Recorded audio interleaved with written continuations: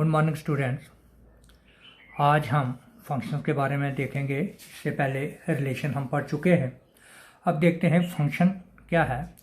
अगर हमारे पास कोई दो नॉन एम्प्टी सेट हैं तो वो फंक्शन कब होंगे। जैसे ये मैं एक एग्जांपल ले लेता हूँ। यहाँ ए और बी को दो सेट हैं तो ये फंक्शन कब है, इसकी दो बातें हमने याद रखनी है कि जो पहला सेट है ए सेट, जिसको हम डोमेन कहते हैं, तो यहाँ पे कोई भी एलिमेंट जो है वो बचना नहीं चाहिए। हर एलिमेंट का कोई ना कोई इमेज बी सेट में होना चाहिए।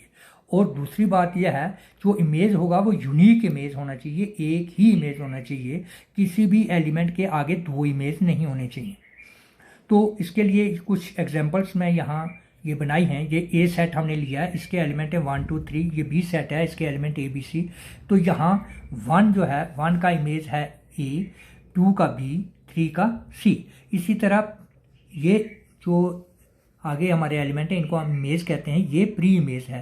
तो ए का प्री इमेज पता होना चाहिए कि प्री इमेज क्या है। ए का प्री इमेज 1 है, बी का प्री इमेज 2 और सी का प्री इमेज जो है वो 3 है। यहाँ पर क्या है, ए का 1 का इमेज जो है ए, 2 का इमेज भी ए है। यानी यहाँ यूनिक ए का 1 का एक ही इमेज है ए, 2 का भी एक ही इमेज है ए, 3 का भी एक ही इमेज है बी। यानी इस सेट में हमारी कंडीशंस क्या हैं कि पहला ए सेट है, इसका हर एक एलिमेंट जो है वो उसका कोई ना कोई इमेज होना चाहिए।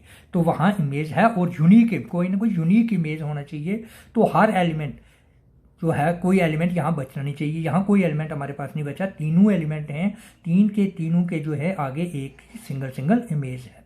इसी तरह यहाँ पर क्या है, ये जो फंक्शन है हमारी, ये फंक्शन, इसमें क्या है कि 1 का इमेज है ए, 2 का इमेज है बी और 3 एक ऐसा एलिमेंट हमारे पास बच गया जिसका बी सेट में कोई इमेज नहीं है। इसलिए ये फंक्शन नहीं आएगा। ये फंक्शन हमारी नहीं है। It is not a function. ये फंक्शन नहीं है, ये फंक्शन है और ये फंक्शन नहीं है। तो अब यहाँ हम लेते हैं कि यहाँ पर क्या है, 3 एलिमेंट हैं इसके, 1 2 3, वही मैंने रिपीट किए हैं। बी सेट के एलिमेंट हैं ए बी सी डी।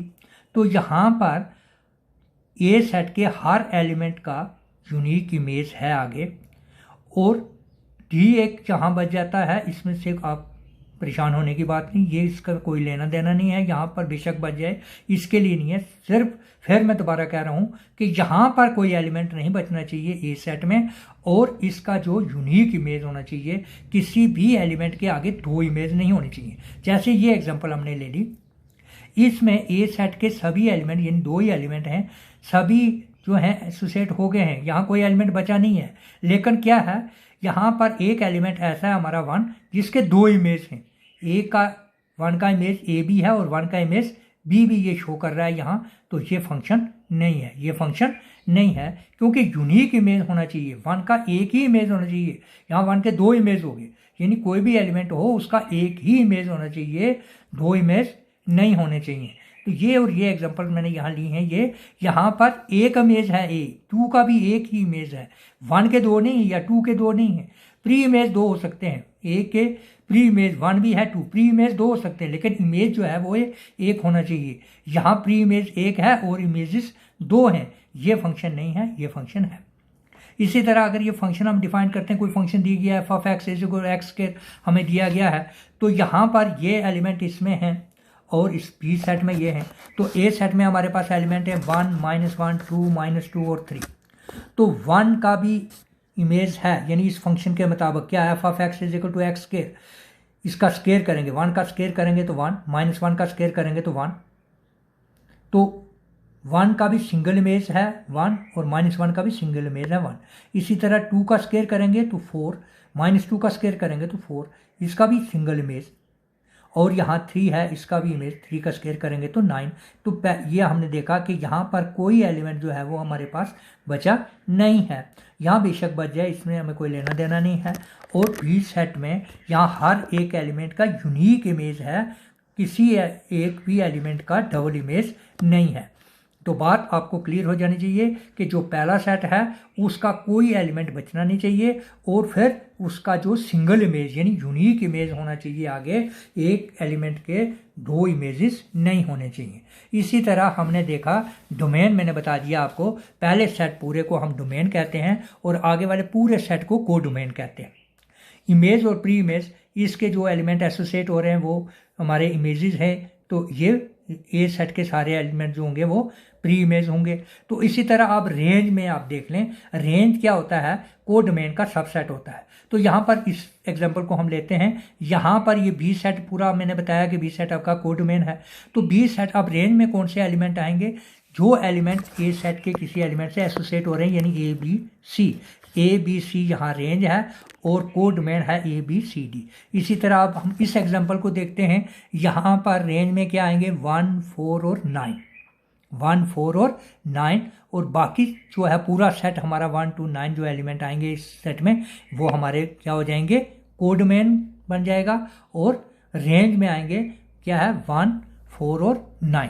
तो ये हमारे डोमेन, को डोमेन और रेंज में क्या अंतर है, यानी जो हमारा रेंज है वो डोमेन का सबसेट है, प्रॉपर सबसेट हो या इम्प्रॉपर सबसेट हो। जैसे यहाँ पर ये जो बी सेट है, यहाँ ये बी सेट पूरा ये को डोमेन भी है और रेंज भी है। तो रेंज यानी एक कोई भी सेट अपना सबसेट होता ही है, तो रेंज जो है वो बात है को डोमेन का सबसेट होता है।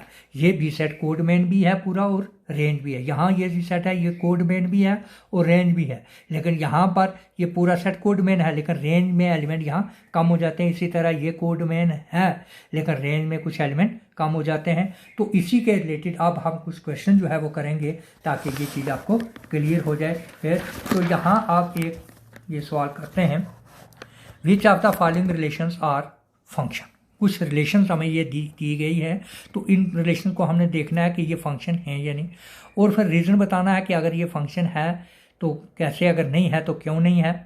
तो उसके बाद अगर फिर वो कहता है कि अगर ये फंक्शन है तो फिर उसका हमने डोमेन और रेंज भी बताना है, उसका डोमेन और रेंज भी बताना है।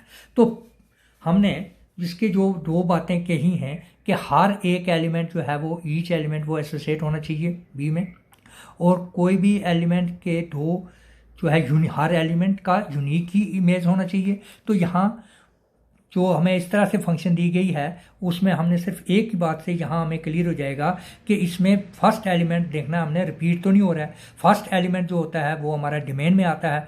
तो यहाँ देखें फर्स्ट एलिमेंट कोई रिपीट हो रहा है। फर्स्ट इस पेयर में ऑर्डर पेयर जो हमारे हैं, इस पेयर में फर्स्ट एलिमेंट है 2, इसमें है 1, इधर है 8, इधर है 11, इधर है 14 और इधर है 17। तो ये हम ए सेट में सपोज इसको मान लेते हैं, ये हमारा ए सेट है। तो इसके अंदर एलिमेंट कौन कौन से हैं, 2 5 8 11 14 एंड 17। तो अब बी सेट जो बनेगा इसके अंदर क्या क्या एलिमेंट हैं, 1, फिर 1। तो 1 को कितनी, एक ही बार लिख लेंगे ना 1, बस बार बार तो लिखना नहीं है। तो 1, तो इसमें कोई और एलिमेंट नहीं है, इसमें इधर 1 है, इधर 1 है, इधर 1 है, तो 1। तो ये हमारी जो फंक्शन ऐसे बनेगी, ये भी इसके साथ ये और ये। तो अब क्या है कि यहाँ पर ये हमारा फंक्शन है कि हर एक एलिमेंट का जो है उसका यूनिक इमेज ही है 1। तो ये क्या हमारी फंक्शन इस तरह से बनेगी। तो इसमें अब हमें इसका बताना है डोमेन, और अगर ये फंक्शन आपने बता दी कि यहाँ पर कोई एलिमेंट जो है रिपीट नहीं हो रहा है, फर्स्ट एलिमेंट यहाँ रिपीट नहीं हो रहा है इसलिए ये फंक्शन है, तो उसके बाद हमें फिर इसका को डोमेन और रेंज बताना है। तो यहाँ फिर हम लिखेंगे डोमेन, तो डोमेन का सेट लिखेंगे इस तरह। डोमेन के सेट में एलिमेंट क्या आएंगे, 2 5 8 11 14 और 17, और रेंज के एलिमेंट यहाँ आएंगे 1। ये इस तरह से हम लिखेंगे डोमेन और रेंज, और अभी लिख लो रेंज, या आर से डिनोट कर सकते हो। और उसके बाद हमारा क्या है सेकंड में, यहाँ हम देखेंगे इसी तरह कि क्या है 2 4 6 8 10 12 और 14। कोई भी एलिमेंट हमारा फर्स्ट में रिपीट नहीं हो रहा है। तो यहाँ भी अगर ये सेट को इसका हम अगर सपोज x नाम ले लेते हैं, दूसरे को y दे देते हैं, ये सेकंड पार्ट में, ये फर्स्ट हो गया आपका।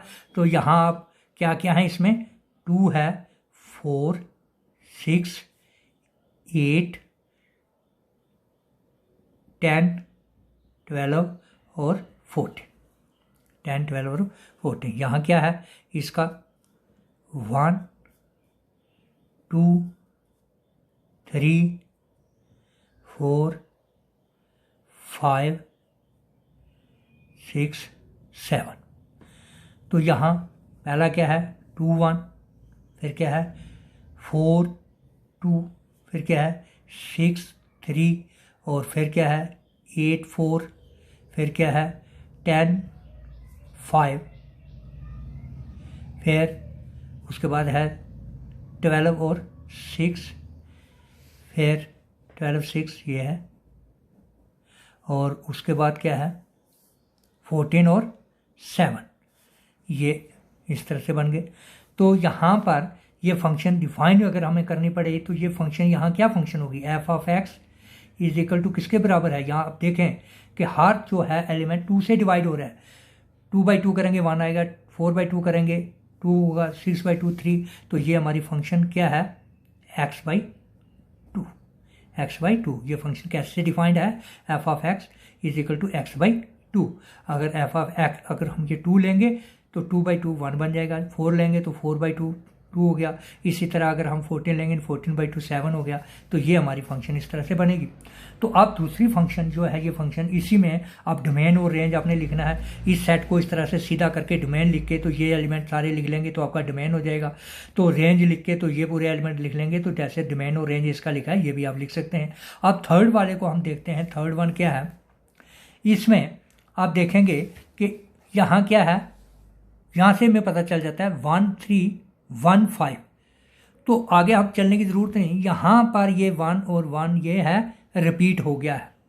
यहाँ जो है 1 का यानी इमेज क्या है 3 भी है और 1 का इमेज 5 भी है। तो ये फंक्शन नहीं है। किसी एक एलिमेंट के 2 इमेज नहीं होने चाहिए, यूनिक इमेज होना चाहिए। तो यहाँ यूनिक इमेज नहीं है, 1 का इमेज 3 भी आता है, 1 का इमेज 5 भी आता है। तो ये फंक्शन नहीं है, ये फंक्शन नहीं है। तो ये 2 हमारी फंक्शन हैं। तो ये सवाल आपका हो गया। इस तरह से आपने बताना है कि फंक्शन क्या है। ये फंक्शन आपको क्लियर हो जाना चाहिए और इसका डोमेन रेंज क्या है। अब हम क्वेश्चन नंबर 1 और देख कर लेते हैं।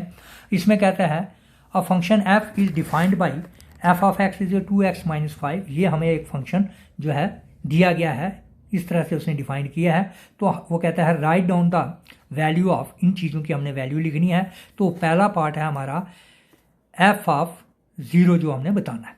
तो हमारे पास वी हैव हमें दिया हुआ क्या है, F of X is equal to 2x - 5। तो हमने निकालना है F of 0 is equal to क्या आ जाएगा, 2 × x की जगह हम डालेंगे 0 - 5। तो इस is equal to 0 - 5 is equal to -5 इसका आंसर हो जाएगा। इसी तरह अब आपने एफ ऑफ 7 अगर निकालना है तो ये F of 7 is equal to यहाँ इसी फंक्शन में डालेंगे 2 × x, ये आपका क्या आ जाएगा 7 - 5। तो ये आ जाएगा आपका 14 - 5 इज इक्वल टू 9 आंसर हो गया आपका। और आगे एफ ऑफ -3 अगर आपने निकालना है तो ये क्या आ जाएगा आपका, यहाँ पर 2 × x है, 2 × -3। तो आगे क्या है फंक्शन में -5। तो इसको हल करेंगे, 2 को -3 से अगर जब मल्टीप्लाई करेंगे तो आपका आंसर आ जाएगा -6 - 5। तो आपका -11 आंसर हो जाएगा। इसी तरह से ये फंक्शन की एक्सरसाइज में बाकी सवाल जो मिलते जुलते हैं आप करेंगे।